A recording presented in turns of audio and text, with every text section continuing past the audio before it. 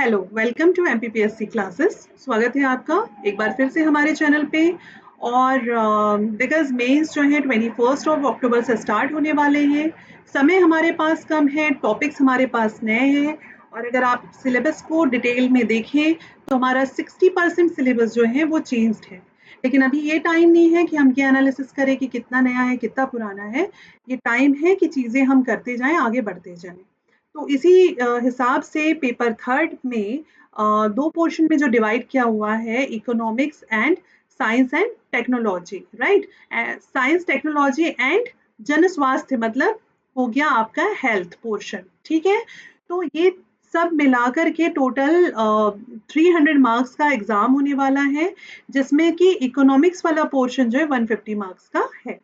अब इसमें से हम वो टॉपिक जो कि नए ऐड हुए, जिसका कहीं कोई कंटेंट नहीं है, वो आपके लिए लेके आएंगे। और मेरा कोशिश ये रहेगी कि मैं आपको इससे रिलेटेड सारी इंफॉर्मेशन प्रोवाइड कर सकूं। तो ये देखिए, विकसित भारत एट 2047, ये जो है मेंशन किया हुआ है सिलेबस में। आज हम इसी को समझने वाले हैं। अब इसको समझने के पहले आप ये देखिएगा कि हमें उठाना कहाँ से है। बिकॉज़ अगर आपको ये लगे किसी किताब में मिल जाएगा, नहीं मिलेगा, किसी का कोचिंग के नोट्स मिल जाएगा, तो नहीं मिलेगा। ये हमें जो है खुद से ही नेट से सर्च करके निकालना होगा। तो आपका समय बचाते हुए मैंने ये एक कोशिश किया है अपनी तरफ से कि आपको एक अच्छा कंटेंट प्रोवाइड किया जा सके। और आप इस वीडियो को जब देखें, तो मेरी आपसे एक रिक्वेस्ट है कि आप जो है एक नोटपैड, आई मीन एक कॉपी अपने पास रखें, ठीक है, जिसमें कि आप इसको नोट्स बना सकें इसके। दूसरी चीज़ है कि सिलेबस ज़रूर अपने पास रखें, क्योंकि आज मैं आपको बहुत सारी चीज़ें कवर कराने वाली हूँ। इस एक वीडियो से हमारे बहुत सारे टॉपिक कवर होंगे। हमें स्मार्ट स्टडी करने की ज़रूरत है, राइट। तो देखिए, सबसे पहले समझ लीजिए, ये बायलैंग्वेज वीडियो है। बिल्कुल ध्यान से सुनिएगा, ये बायलैंग्वेज वीडियो है। दोनों मीडियम के स्टूडेंट्स के लिए फ़ायदेमंद होने वाला है। तो अगर आपके कोई फ्रेंड्स हैं जिन्हें कंटेंट नहीं मिल पा रहा है, लैंग्वेज का प्रॉब्लम है, आप उनको भी ये वीडियो शेयर कर सकते हैं। क्या है विकसित भारत? देखिए, अब जो ये विकसित भारत है, सबसे पहले इसकी डेफिनेशन मान के चलिए। ये क्वेश्चन हमें 2 मार्क्स में आता है, तो हमें कैसे डील करना होगा? तो हम इसमें जो है सिर्फ ये लिख देंगे कि विकसित भारत 2047, ये 2 बार लिखा गया है। विकसित भारत 2047 जो है वो 2 बार नहीं लिखा है, ये एक्चुअली 2047 तक ही आएगा, ठीक है। तो विकसित भारत 2047, विकसित भारत 2047 जो है, जस्ट अ मिनट, हाँ, अब हम आ जाते हैं इस पे। तो ये जो विकसित भारत 2047 है, वो 2047 तक भारत को पूरी तरह से विकसित राष्ट्र बनाने के लिए वर्तमान सरकार का एक रोड मैप है। आप इसको शॉर्ट में ऐसे भी लिख सकते हैं कि विकसित भारत 2047, जैसे अगर एग्जाम में ऐसा का ऐसा लिखा है, तो आप इसमें लिख देंगे कि भारत सरकार का भारत सरकार भारत को पूरी तरह से विकसित राष्ट्र बनाने के लिए वर्तमान सरकार का रोड मैप है। विकसित Bharat 2047 is a roadmap of a current government to make India a fully developed nation by 2047। ये हम इसमें बता सकते हैं। अगर आपको यही क्वेश्चन में पूछ लेता है कि इसका मुख्य उद्देश्य क्या है, हो सकता है ये भी 2 मार्क में आ जाए, तो हम इसमें बता देंगे कि सभी नागरिकों के बीच समावेशी आर्थिक भागीदारी, ये कीवर्ड याद रखिएगा, समावेशी आर्थिक भागीदारी को बढ़ावा देना। किसके बीच में? नागरिकों के बीच में। तो अगर उद्देश्य पूछते हैं तो आप लिख देंगे नागरिकों के बीच समावेशी आर्थिक भागीदारी को बढ़ावा देना। इन इंग्लिश, विकसित भारत vision to promote inclusive economic participation, inclusive economic participant, this is the keyword, among the citizens, okay।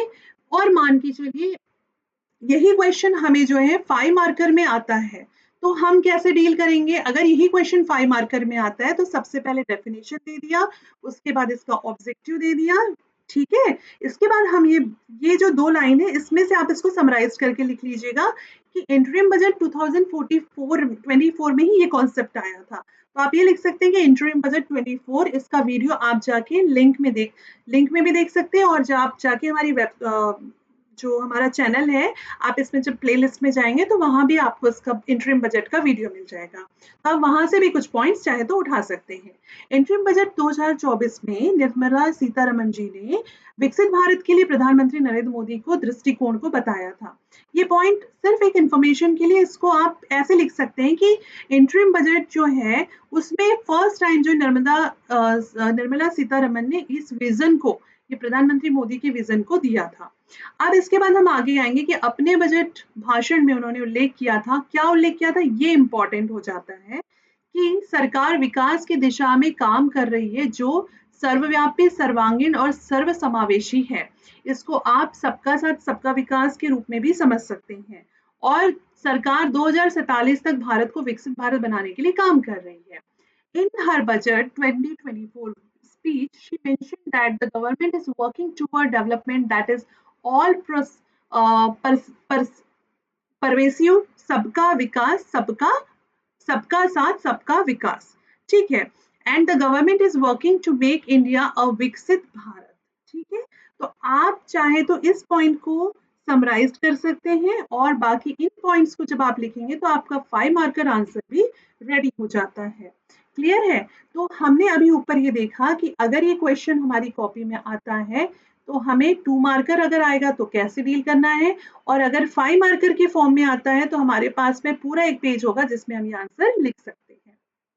इसके बाद आगे बढ़ते हैं कि अगर क्वेश्चन आता है कि 2047 के विभिन्न पहलुओं में विकसित भारत कैसा दिखना चाहिए, मे भी क्वेश्चन ट्विस्ट करके पूछ ले, तो क्वेश्चन ऐसे हो सकता है, what should a developed nation look like a various aspects in 2047।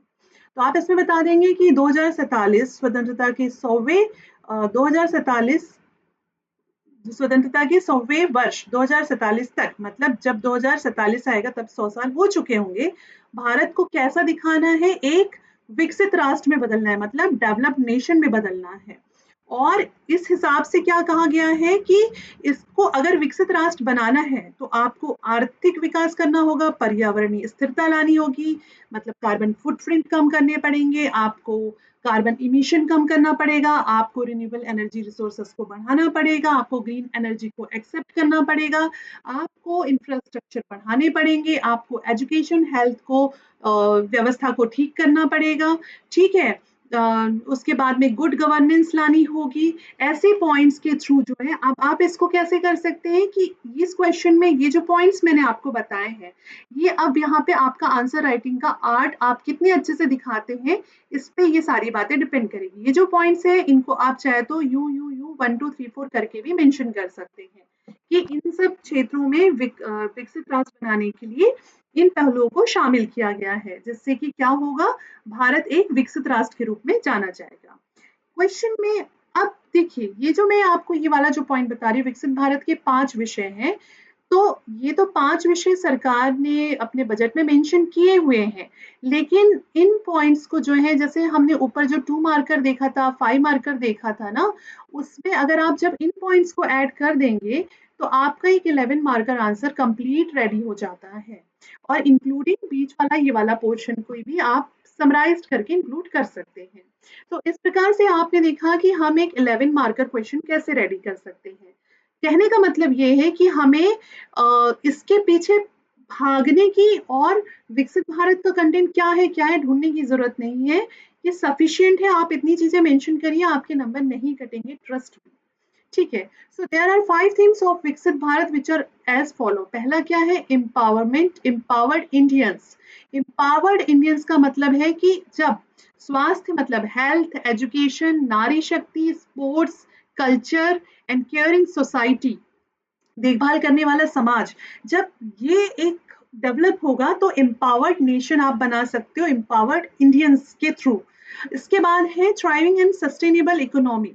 कैसे होगा, संपन्न और सतत अर्थव्यवस्था, industries, energy, agriculture, infrastructure, services, green economy and cities. इनको जब आप प्रॉपर तरीके से डेवलप करेंगे, इनका विकास होगा, तो ही हम एक जो थ्राइविंग संपन्न और सतत अर्थव्यवस्था खड़ी कर सकते हैं। इसके बाद नवाचार, विज्ञान, प्रौद्योगिकी, अनुसंधान, विकास, स्टार्टअप्स को बढ़ावा देके, R&D करके स्टार्टअप्स को बढ़ावा देके, डिजिटलाइजेशन को बढ़ावा देके, और गुड गवर्नेंस एंड सिक्योरिटी। और यहाँ नीचे एक पॉइंट कट गया है, इंडिया इन द वर्ल्ड, विश्व में भारत की स्थिति। ठीक है, विश्व में भारत की स्थिति का सुधार करके, जैसे कि अभी इस पे काम चल ही रहा है। जो ये दुनिया भर के इंडेक्स आते हैं, बेसिकली ये क्या है, इसमें हम अपनी कंडीशन, अपनी सिचुएशन, पोजीशन को देखते हैं और उसके अकॉर्डिंग काम करके अपनी पोजीशन को सुधारते हैं। राइट, अब मेरी बात समझिएगा कि जब आप इन पॉइंट्स पे अगर लिखते हैं तो आप यहाँ पे कुछ डेटा भी डाल सकते हैं। हम डेटा कहाँ से डालेंगे, तो डेटा हम बजट से डालेंगे। जो कल बजट आया है उसमें विकसित भारत से रिलेटेड काफी डेटा आया है, वो भी मैं आपको एक एक करके बताऊंगी, जिससे कि आपके नोट्स अच्छे हो जाए और आपके टॉपिक तैयार हो जाए। अब देखिए, क्वेश्चन ये भी पूछ सकता है कि विजन इंडिया 2047 क्या है। विजन इंडिया 2047 क्या है, इसका रिलेशन सीधा सीधा विकसित भारत से है। तो बेसिकली ये एक परियोजना है, आप ऐसे पॉइंट्स में लिखिएगा, अपने हिसाब से पॉइंट्स तोड़ लीजिएगा। ये बेसिकली क्या है, एक परियोजना है। विजन इंडिया 2047 जो है, अगले 25 इयर्स के लिए भारत के डेवलपमेंट का एक ब्लूप्रिंट है बेसिकली, जिसमें भारत के जो सबसे टॉप मोस्ट कमीशन है, जिसको कि हम नीति आयोग कहते हैं, उसके द्वारा इस परियोजना को या इस प्रोजेक्ट को जो है स्टार्ट किया गया है। ठीक है, तो आप यहाँ पे मेन चीजें क्या बता देंगे कि ये vision India 2047 next upcoming 25 years के लिए भारत के डेवलपमेंट का एक ब्लूप्रिंट है, जिसको कि किसने रेडी किया है, नीति थिंक टैंक नीति आयोग द्वारा रेडी किया गया है। इसके बाद इस प्रोजेक्ट का मेन ऑब्जेक्टिव क्या है, जब भी हम कोई आंसर लिखते हैं उसमें हमें ऑब्जेक्टिव जरूर बताना है। उद्देश्य, लक्ष्य, ऑब्जेक्टिव सब एक ही मतलब है। आप उद्देश्य की जगह लक्ष्य भी लिख सकते हैं। तो परियोजना का ऑब्जेक्टिव बेसिकली क्या है, इसका ऑब्जेक्टिव है नवाचार, मतलब इनोवेशंस, और प्रौद्योगिकी में वैश्विक अग्रणी देश बनना, कि हमको नवाचार और टेक्नोलॉजी में वर्ल्ड में सबसे आगे निकलना है। इसका एग्जाम्पल इसरो है। इसरो अपने नवाचारों से वर्ल्ड में अपनी पोजीशन बना चुका है। और साथ ही साथ जो हमारा सॉफ्टवेयर स्किल्स हैं, है ना, हमारी जो आईटी इंडस्ट्री में जो हमारा ब्रेन वर्क्स है, वो उसने भी अपना एक अलग मुकाम बनाया है। ठीक है, इसके बाद है जो मानव विकास, सामाजिक कल्याण, मानव विकास मतलब human development and social welfare के मामलों में भी एक मॉडल देश होगा। यहाँ पर इन्वायरमेंटल पर्यावरणीय संवहनीयता पर प्रबल समर्थक है। मतलब इसमें इन्वायरमेंटल जो हमने बात की थी कि कभी उसमें, मतलब उसमें भी हमको अपलिफ्टमेंट करना है, पर्यावरणीय मुद्दों को भी हमको सॉल्व करना है। हमें जो है अपने कार्बन फुटप्रिंट्स का बहुत अच्छे से ध्यान रखना है। हमारा जो जिसको कहेंगे कि ग्रीन एनर्जी है, जो हमारे रिन्यूएबल एनर्जी सोर्सेस हैं, उसको हमको बढ़ावा देना है। सोलार एनर्जी को हमको बढ़ावा देना है, विंड एनर्जी को हमको बढ़ावा देना है। तो गवर्नमेंट इस पे भी खर्चा कर रही है, इस पे भी बजट आवंटन कर रही है। और ये आप लिख के इसमें अगर ये छोटा छोटा लिख दे कि इसमें सपोज सोलार एनर्जी पे गवर्नमेंट इतना इतना आवंटन कर रही है, तो इससे आपका आंसर स्ट्रॉन्ग हो जाएगा। तो आई होप कि विजन इंडिया के साथ में आपको ये चीज क्लियर हो गई है। Now time to understand the budget. Now time to understand the budget, कि आप इस बजट का, ये जो कल सीतारमन जी ने प्रेजेंट किया है, जिसका मेन है विकसित भारत, है ना, इसमें विकसित भारत का ये एक रोड मैप है, ये ऐसा उनका कहना था। तो इस बजट के थ्रू आप जो है अपने मेंस के कौन कौन से टॉपिक कवर कर सकते हैं, ये मैं आपको एक एक करके बताऊंगी। द फर्स्ट वन इज विकसित भारत 2047। तो इसमें इन्होंने क्या किया है, इसमें आप बहुत सारी चीजें बता सकते हैं कि विकसित भारत बजट में लिया गया, जिसमें कि 4 मेजर एरियाज को कवर किया गया है। अन्नदाता मतलब फार्मर, कृषक, गरीब मतलब पुअर, युवा मतलब यूथ, एंड महिलाएं मीन्स वुमेन। ठीक है, नाउ बजट की थीम क्या थी, तो देखिए हिंदी इंग्लिश में एक ही मतलब है, समझने में कोई दिक्कत नहीं होगी। बजट की थीम थी इस बार एम्प्लॉयमेंट मतलब रोजगार, रोजगार के लिए उन्होंने काफ़ी सारी 3 प्रमुख योजनाएँ रिलीज़ की हैं। स्किलिंग मतलब कौशल विकास, फिर एमएसएमई मतलब मध्यम लघु सूक्ष्म उद्योग और मिडिल क्लास को तो आप समझते हैं जो हम हैं। अब देखिए विकसित भारत की प्राथमिकताएँ, इस हेडिंग को आप अपने पेपर थर्ड इकोनॉमिक्स यूनिट 1 और विकसित भारत से रिलेट कर सकते हैं। अगर एग्जाम में आपको क्वेश्चन आता है कि बजट में विकसित भारत के लिए, या नॉर्मली भी क्वेश्चन पूछ ले कि विकसित भारत के लिए प्रमुख प्राथमिकताएं क्या हो सकती हैं, तो आपको कुछ नहीं करना है, आपको उठा के ये प्रमुख प्राथमिकताएं 9 दी हुई है, इनको नोट डाउन करना है और इनके बारे में बेसिक डेटा आपको दे देना है। तो पहली प्राथमिकता है productivity and resilience in agriculture, कृषि में उत्पादकता और अनुकूलता, ये हमारी पहली प्राथमिकता हो गई, ये दिख रही है। इसके बाद दूसरी प्राथमिकता क्या हो जाएगी, रोजगार और कौशल प्रशिक्षण, एम्प्लॉयमेंट एंड स्किलिंग, ये हमारी दूसरी प्राथमिकता हो गई। प्लीज आप लोग नोट कर लीजिएगा अपने नोट्स में, वीडियो पॉज करके या जैसा आपको जो भी ठीक लगे। इसके बाद तीसरी प्राथमिकता हो जाएगी, एंड ये बहुत इंपॉर्टेंट है, ये आपके मेंस में बहुत हेल्प करने वाला है। बिलीव मी, जो मेरे पढ़ाए हुए लास्ट प्रीलिम्स के इकोनॉमिक्स के जो टॉपिक्स थे, जो मैंने पढ़ाए, हूबहू क्वेश्चंस वैसे ही आए हैं, बस ये कि हमें वैसा बताना नहीं आता कि हमारा पढ़ाया हुआ आ गया, डेफिनेटली आया है, लोगों ने देखा है, समझा है। सो मुझ पे ट्रस्ट आप कर सकते हैं। ये जो मैं पॉइंट्स बता रही हूँ, please note down this points और अपने मेंस के नोट्स में इसको ऐड करिए, टॉपिक खत्म करिए। तो देखिए, फर्स्ट हो गया कृषि की उत्पादकता अनुकूलनीयता, productivity and resilience in agriculture. Second हो गया रोजगार कौशल प्रशिक्षण मतलब एम्प्लॉयमेंट एंड स्किलिंग। तीसरा हो जाएगा समावेशी मानव संसाधन विकास और सामाजिक न्याय, जिसमें कि हो जाएगा inclusive human resource development and social justice. चौथा हो जाएगा विनिर्माण एंड सेवाएं, मैन्युफैक्चरिंग एंड सर्विसेज। उसके बाद शहरी विकास, फिफ्थ है अर्बन डेवलपमेंट। सिक्स पॉइंट पे हम आते हैं, जिसमें है कि एनर्जी सिक्योरिटी की बात की गई है, ऊर्जा सुरक्षा। सेवेंथ पॉइंट है इंफ्रास्ट्रक्चर अवसंरचना। आठवां पॉइंट है वही जो मैंने आपसे अभी ऊपर डिस्कस किया था, इनोवेशन रिसर्च एंड डेवलपमेंट। नव प्रवर्तन, देखिए यहाँ पे उन्होंने नव प्रवर्तन वर्ड यूज किया है, ये अच्छा वर्ड है, इसको आप लिख सकते हैं। नव प्रवर्तन एंड अनुसंधान विकास और अगली पीढ़ी के सुधार, जिसमें कि नेक्स्ट जनरेशन रिफॉर्म्स, जिसमें कि हम भारत की स्थिति विश्व के परिप्रेक्ष्य में जो देखते हैं।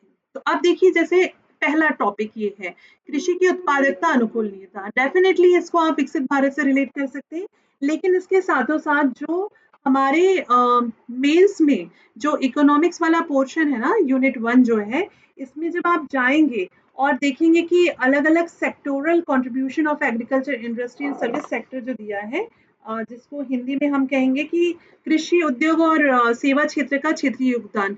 देखिए, इसलिए मैं कह रही हूँ कि जब मेरे वीडियोस आप देखें तो प्लीज सिलेबस अपने पास रख लिया करिए, उसमें लिखा हुआ है कृषि उद्योग सेवा क्षेत्र का क्षेत्रीय योगदान। आपको बता देती हूँ एक बार फटाफट।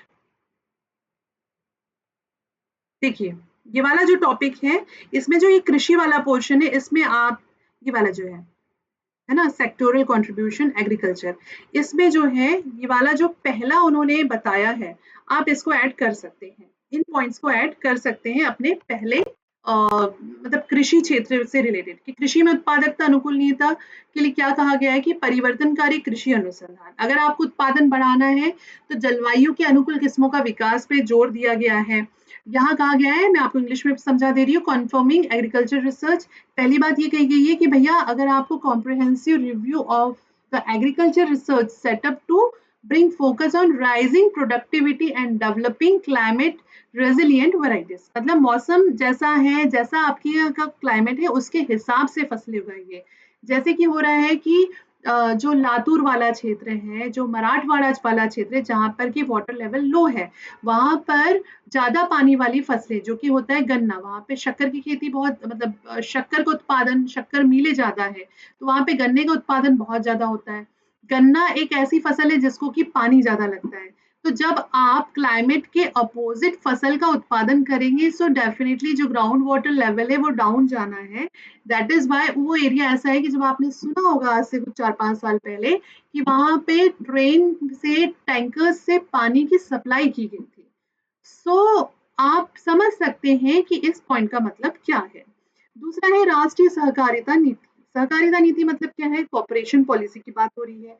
कॉर्पोरेशन पॉलिसी में कुछ नहीं कहा गया है, सिंपल सा कहा गया है कि चहुमुखी विकास के लिए जो है सहकारी क्षेत्र की एक प्रणालीगत व्यवस्थित तरीके से होना चाहिए, मतलब एक systematic orderly all around development of the corporative sectors. इसके बाद आत्मनिर्भरता की बात की गई है। ये आत्मनिर्भरता शब्द जो है आपको बार-बार इकोनॉमिक्स में देखने मिलेगा।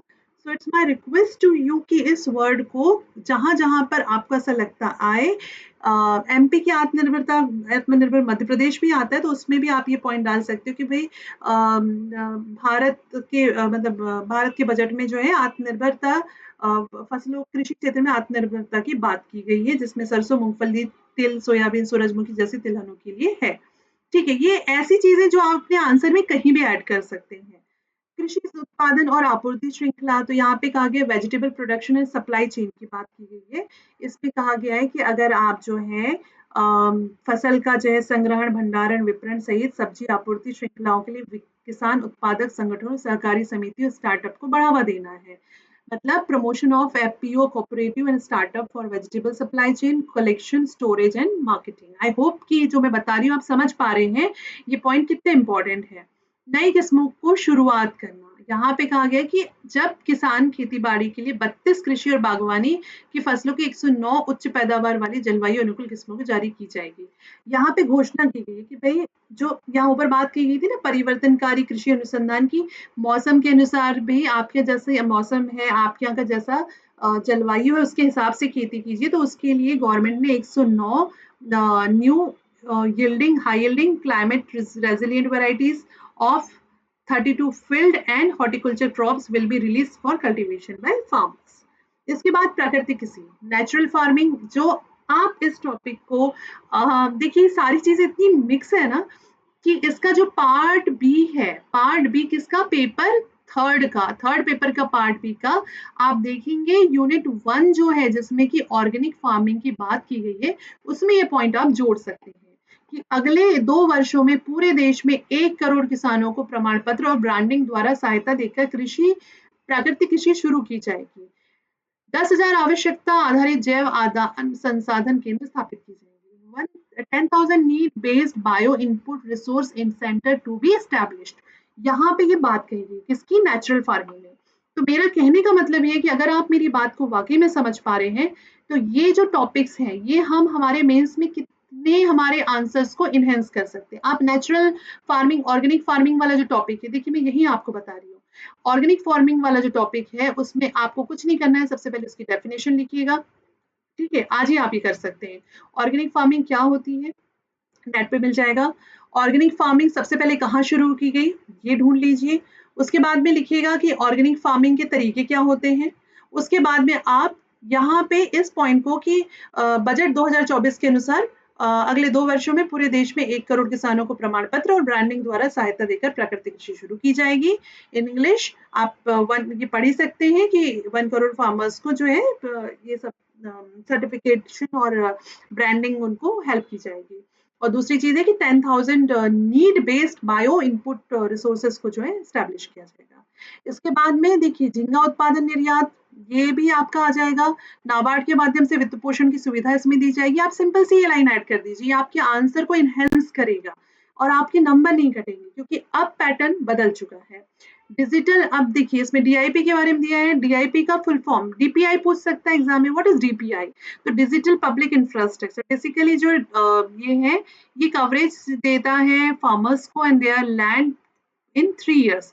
3 सालों में किसान उनकी जमीनों को शामिल करने के लिए डीपीआई है। 400 जिलों में डिजिटल फसल सर्वेक्षण किए जा रहे हैं। ठीक है, डिजिटल क्रॉप सर्वे कहाँ पे, 400 डिस्ट्रिक्ट्स में किए जा रहे हैं, बहुत अच्छी बात है। जन समर्थन आधारित किसान क्रेडिट कार्ड जारी किए गए हैं। तो जन समर्थ बेस्ड किसान क्रेडिट कार्ड जारी किए, किसके अंतर्गत, डीपीआई। आप इतना भी लिख देंगे आपको बहुत अच्छे नंबर मिल जाएंगे। टॉपिक नंबर 2 में हम आते हैं जिसको आप अपने सेवा क्षेत्र जो दिया हुआ है, मतलब यही इकोनॉमिक्स में जो आपका हेडिंग है ना, कृषि उद्योग सेवा क्षेत्र, और अगर मैं इंग्लिश में आपको बताऊं तो सेक्टोरल कंट्रीब्यूशन, तो सर्विस सेक्टर जो है आप उसमें इसको इंक्लूड कर सकते हैं। इवन इसको आप सोशल वेलफेयर में भी इंक्लूड कर सकते हैं। ठीक है, तो यहाँ पे देखिए पीएम पैकेज आया है जिसमें कि 3 योजनाओं को in linked incentive 3 scheme for employment link incentives के लिए है। इसमें इन्होंने कहा है कि पहली बात इन्होंने कहा है योजना क पहली बार रोजगार प्राप्त करने वाले, योजना ख विनिर्माण क्षेत्र में रोजगार सृजन करने वाले और नियोक्ताओं को सहायता, मतलब पहला है फर्स्ट टाइम जिनको नौकरी मिलेगी उनके लिए, दूसरा है job creation in a manufacturing field, ठीक है, और सी में है कि सपोर्ट टू एम्प्लॉयर्स। 3 टाइप की उन्होंने घोषणाएं की है। पहले इसमें उन्होंने कहा है कि अगर आप नौकरी ज्वाइन करते हैं, पहली बार नौकरी कर रहे हैं, रोजगार प्राप्त करने वाले हैं, तो 3 किस्मों में 15,000 रुपए तक का हर माह आपको वेतन मिलेगा, 3 किस्तों में, ठीक है, मतलब आपको एक्स्ट्रा बोनस जैसे मिलेगा और 210 लाख युवाओं को लाभ प्राप्त होने की आशा है, ठीक है। यहाँ पे कहा गया है कि 1 month wages to new and entrants entrants है, ठीक है, entrants in all formal sectors in 3 installment up to 15,000 expected to benefit 210 lakh youths, clear है। इसके बाद दूसरा दिया हुआ है विनिर्माण क्षेत्र में रोजगार की बात की गई है, जिसमें कहा गया कि पहली बार रोजगार प्राप्त करने वालों से संबद्ध प्रथम 4 वर्षों में अंशदान के लिए विशिष्ट पैमाने पे, मैं इसको आपको ऐसे समझा देती हूँ। यहाँ पे कहा गया है कि अगर आपको जैसे पहली बार रोजगार मिल रहा है तो आपको मतलब 4 सालों के लिए, है ना, फर्स्ट टाइम आप एम्प्लॉय हैं तो इंसेंटिव होगा टू बोथ, एम्प्लॉय को भी और एम्प्लॉयर को भी, जो जॉब दे रहा है और जिसको जॉब मिल रहा है, कौन देगा, ईपीएफओ देगा, ठीक है। Contribution in a specified scale for first 4 year, 4 सालों के लिए आपको क्या मिलेगा, इसमें आपको इंसेंटिव मिलेगा, ठीक है, आपके लिए वो जारी किया जाएगा। इसके बाद में कहा गया है तीसरा कि 1 मंथ वेजेस टू न्यू, ये सरकार नियोक्ताओं के ईएफओ अंशदान के लिए 2 वर्षों तक के 3,000 रुपए प्रतिमाह की, ये सरकार जो 3,000 रुपए देगी, जो नियुक्ति दे रहा है, मतलब एम्प्लॉयमेंट जो जनरेट कर रहा है उसको 3,000 रुपए पर मंथ 2 साल के लिए गवर्नमेंट की तरफ से दिया जाएगा और 50 लाख नौकरियों की सृजन होने की इसमें आशा है। इसमें कहा गया कि इससे 50 लाख तक के जॉब जनरेट हो सकती है, ये आशा में ये स्कीम लाई गई है, ठीक है। अब कौशल प्रशिक्षण कार्यक्रम में आप कुछ पॉइंट्स डाल सकते हैं, जिसमें ये कहा गया है कि 20 लाख युवाओं को जो है स्किल किया जाएगा 5 साल के पीरियड में और 1,000 इंडस्ट्रियल ट्रेनिंग इंस्टीट्यूट जो है वो अपग्रेड किए जाएंगे एक हब के रूप में, ठीक है, और पाठ्यक्रम वगैरह जो है, कोर्सेज जो हैं उसको नए तरीके से तैयार किया जाएगा। तो इसको आप अपने हिसाब से आंसर फ्रेम कर लीजिएगा। इसके बाद है इंटर्नशिप के अवसर। इसमें कहा गया है कि जब 500 कंपनियों के इंटर्नशिप के अवसर दिए जाएंगे 5 साल की अवधि में, मतलब जो अभी कहा जा रहा है कि जॉब नहीं है, जॉब नहीं है, तो ये कहा जा रहा है कि भैया हम 1 करोड़ बच्चों को 5 साल के टाइम पीरियड में 5,000 पर मंथ की एक जिसको कहेंगे अलायंस के साथ में और 1 time assistant of 6,000 through the CSR fund, आपको जो है इसमें भत्ता भी मिलेगा और इंटर्नशिप भी मिलेगी। अब इसके बाद नेक्स्ट सेक्टर है हमारा मैन्युफैक्चरिंग या सर्विसेज, मैन्युफैक्चरिंग एंड सर्विसेज। तो आप इसको भी जो है आपके मैन्युफैक्चरिंग एंड सर्विसेज सेक्टर में देख सकते हैं। आपके पास विनिर्माण और अधोसंरचना करके हेडिंग भी दी हुई है यूनिट 1 में, जिसमें मेक इन इंडिया और अधोसंरचना की परियोजनाएं दिया गया है। तो आप इसमें से कुछ कुछ चीजें डाल सकते हैं, जैसे कि यहाँ पे है कि credit guarantee scheme of MSME manufacturing sector, enhance scope of mandatory ordering the trades, फिर उसके बाद है MSME unit of food irradiation quality safety training की खाद्य अभिकिरण गुणवत्ता सुरक्षा परीक्षण के लिए एमएसएमई इकाइयां। एमएसएमई के ऋण के निर्धारित मॉडल्स हैं, जैसे तरुण श्रेणी में जो है इसमें इन्होंने 10 लाख रुपए से बढ़ाकर 20 लाख कर दिया है। मुद्रा ऋण जो स्कीम है इसको एक बार अच्छे से पढ़ लीजिएगा, क्योंकि इसमें तरुण श्रेणी जो होती है 3 उनके स्लैब्स होते हैं, तरुण श्रेणी की उन्होंने लिमिट बढ़ा के 10 लाख से 20 लाख कर दी है और स्ट्रेस अवधि के दौरान एमएसएमई को ऋण सहायता दी जाएगी।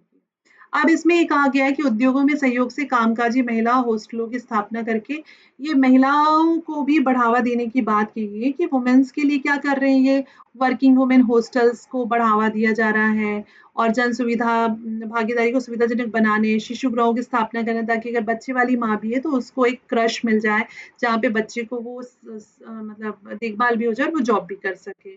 उसके बाद है सरकार संवर्धित निधि की गारंटी के साथ में 7.5 लाख तक का ऋण है। देखिए ये बहुत इंपॉर्टेंट चीजें हैं, थोड़ा सा ये बोरिंग लग सकता है लेकिन ये आपके मेंस के मार्क्स इंप्रूव करेगा। और आप मान के चलिए कि अगर आपने ये सब चीजें लिखी तो ये वो पेपर है, ये वो टॉपिक्स है जो आपके स्कोर को इनहेंस करके आपको सीधे मेंस में अपग्रेड कराएगा। बिकॉज इस बार कंपटीशन बहुत टफ है, तो जो जितना अच्छा लिखेगा वो उतने ऊपर जाएगा। सरकार संवर्धित निधि की गारंटी के साथ 7.5 लाख रुपए तक का ऋण है। इसमें हर साल 25,000 छात्रों को सहायता मिलने की आशा है। आई होप इंग्लिश वाले भी ये समझ चुके हैं। फिर उसके बाद है 10 लैक्स का जो है ऋण, वित्तीय सहायता किसके लिए? एजुकेशन इन डोमेस्टिक इंस्टीट्यूशंस, घरेलू संस्थानों में जो है 10 लैक्स तक का जो है ऋण दिया जाएगा। हर साल 1 लाख विद्यार्थियों को ई वाउचर्स दिए जाएंगे और 3% एनुअल सहायता होगी। तो इसको आप थोड़ा छाट के अपने हिसाब से लिख लीजिएगा। इसके बाद inclusive human resource development, social justice, इस ये जो टॉपिक है इसको आप ऐसे समझिएगा कि आप डेफिनेटली ये पेपर 3 इकोनॉमिक्स में तो आपके है ही, और साथों साथ ये जो टॉपिक